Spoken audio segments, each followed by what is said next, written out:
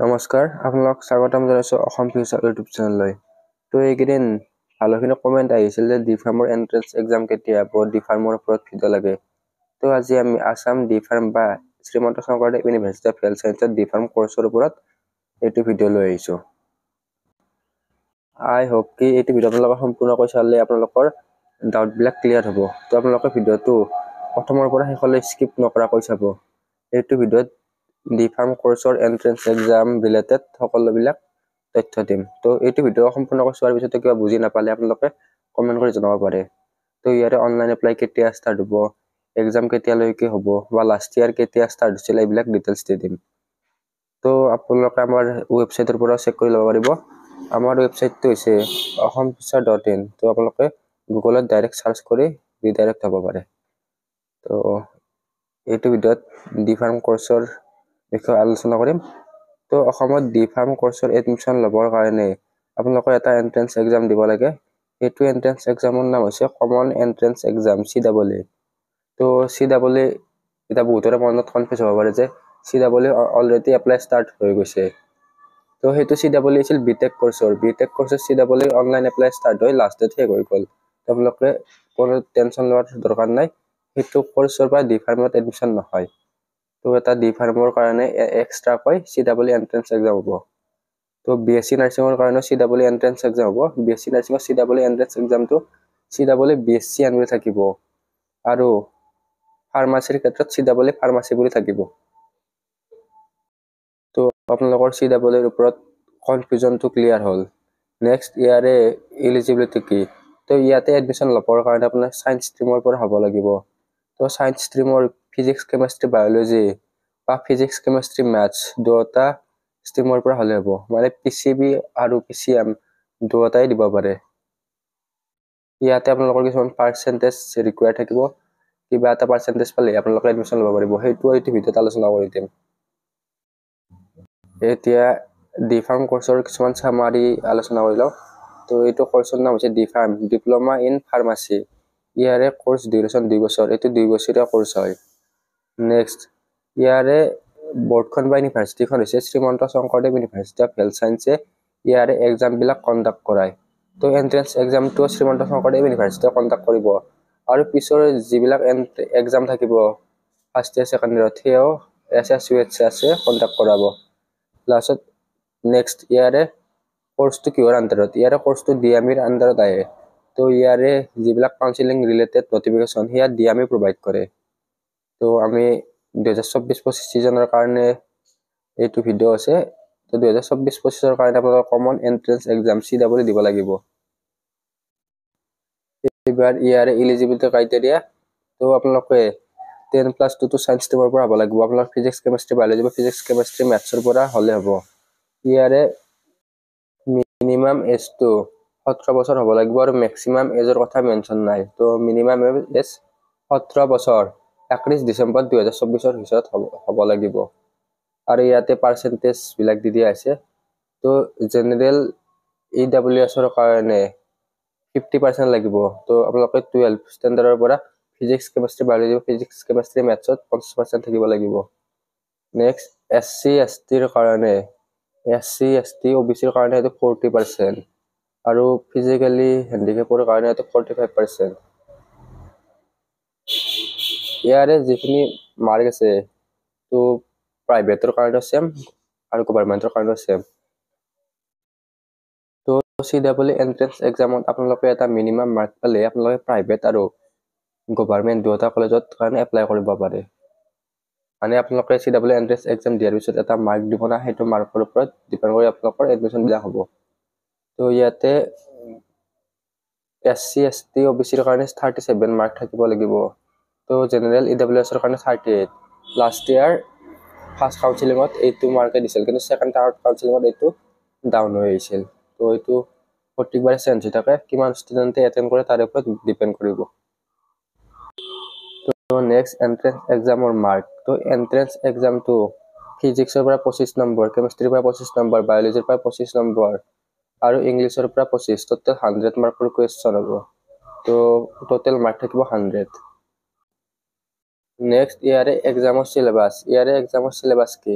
তো বহুতৰে মনত এইটো কনফিউজ থাকে ইয়াৰে চিলেবাছটো কি। তো বহুতে চিলেবাছৰ ওপৰত সুধি থাকে। তো এই চিলেবাছটো কৈ দিম। ইয়াৰে কুৱেশ্যনবিলাক MCQ টাইপৰ কুৱেশ্যন হ'ব। তো কুৱেশ্যনৰ 4টা উত্তৰ দিয়া থাকিব, তাৰ শুদ্ধটো বাছি উলিয়াব লাগিব। নেক্সট, এটা কুৱেশ্যনত 1 নম্বৰকৈ থাকিব আৰু এখনে পেপাৰ আহিব। এখন পেপাৰতে ফিজিক্স, কেমেষ্ট্ৰি, বায়'লজি আৰু ইংৰাজী বা মেথছত থকাবিলাকৰ মেথছ থাকিব। এতিয়া দি আছে question will be of HS 10+2 science standard. তো 11 আৰু 12ৰ যি চিলেবাছ আছে সেইখিনি চিলেবাছ অলৰেডি BSc নাৰ্ছিঙৰ চিলেবাছৰ ওপৰত ভিডিঅ' বনোৱা আছে। তো BSc নাৰ্ছিং আৰু ইয়াৰ চিলেবাছ চেম চিলেবাছেই হয়। তো AHSCCৰ যি চিলেবাছ আছে আপোনালোকে সেই চিলেবাছটো ডাউনলোড কৰি ল'ব। অলৰেডি কেনেকৈ ডাউনলোড কৰিব ভিডিঅ' দিয়া আছে। নেক্সট, আপোনালোকে আমাৰ ফালৰ পৰা এখন CWE BSc নাৰ্ছিং B.Pharm কাৰণে এখন ইবুক উলিওৱা হৈছে। তো আপোনালোকে যদি ইবুকখন ল'ব বিচাৰে তেনেহ'লে লৈ ল'ব পাৰে। ইয়াত আপোনালোকৰ মাৰ্ক বৃদ্ধি কৰাত সহায় কৰিব। তো আমাৰ ইবুকটো সম্পূৰ্ণ চিলেবাছেৰে বনোৱা আছে। ইয়াতে 2000তকৈ অধিক MCQ টাইপ কুৱেশ্যন এনচাৰ আছে।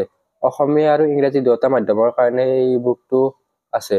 এইটো ডিছপ্লেত দিয়া হোৱাটছআপ নম্বৰটোত আপোনালোকে কণ্টেক্ট কৰি জানি ল'ব পাৰিব। তো ইয়াৰে প্ৰাইচ 129। তো আপোনালোকে ইবুকখন ল'ব খুজিলে 129 টকা এটা পে'মেণ্ট কৰিব লাগিব।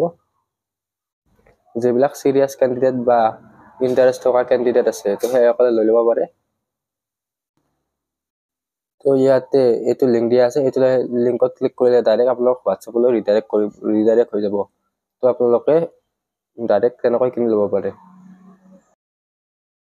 নেক্সট, ইয়াৰে এণ্ট্ৰেন্স এক্সামৰ কাৰণে কি কি ডকুমেণ্ট লাগিব। তো ইয়াৰে এণ্ট্ৰেন্স এক্সামৰ কাৰণে আপোনালোকে কেটেগৰী চাৰ্টিফিকেট।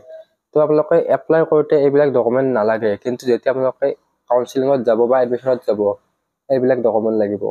প্ৰথমতে কেটেগৰী বা কাষ্ট চাৰ্টিফিকেট।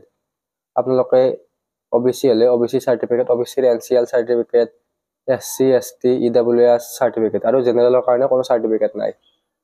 Next, marksheet. আপোনালোকৰ মেট্ৰিক হাই ছেকেণ্ডাৰীৰ মাৰ্কশ্বিট, এডমিট, পাছ চাৰ্টিফিকেট কেইখন লাগিব। তাৰপিছত আপোনালোকৰ ভেলিড ফটো ID প্ৰুফ। তো ID প্ৰুফটো আপোনালোকে নিজে শ্বেয়াৰ কৰি ল'ব পাৰিব। এইটো আধাৰ কাৰ্ড, ভোটাৰ কাৰ্ড হ'লেও হৈ যাব।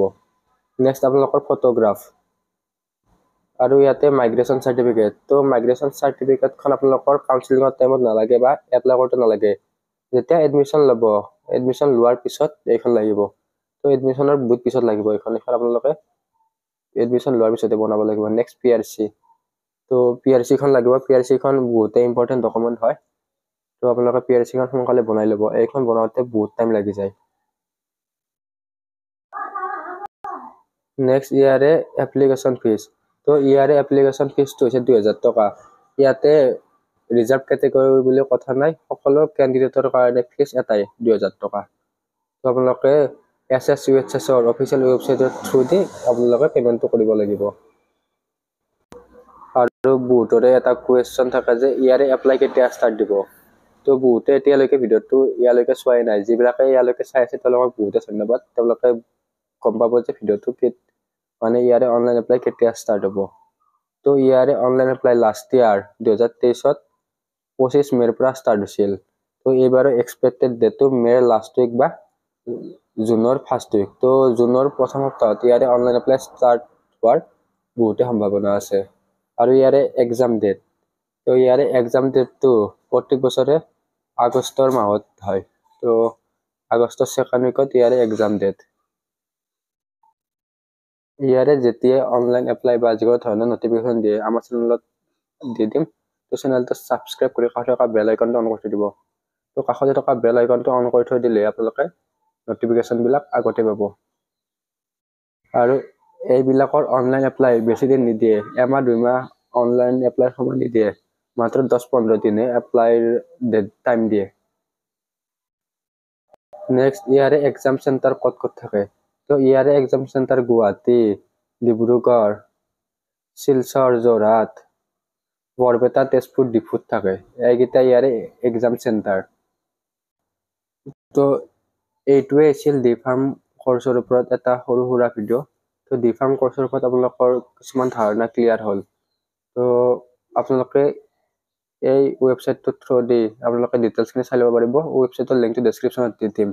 আৰু আপোনালোকে যদি আমাৰ ই বুকখন ল'ব খোজে তেনেহ'লে হোৱাটছআপ নম্বৰত কণ্টেক্ট কৰি লৈ ল'ব পাৰিব।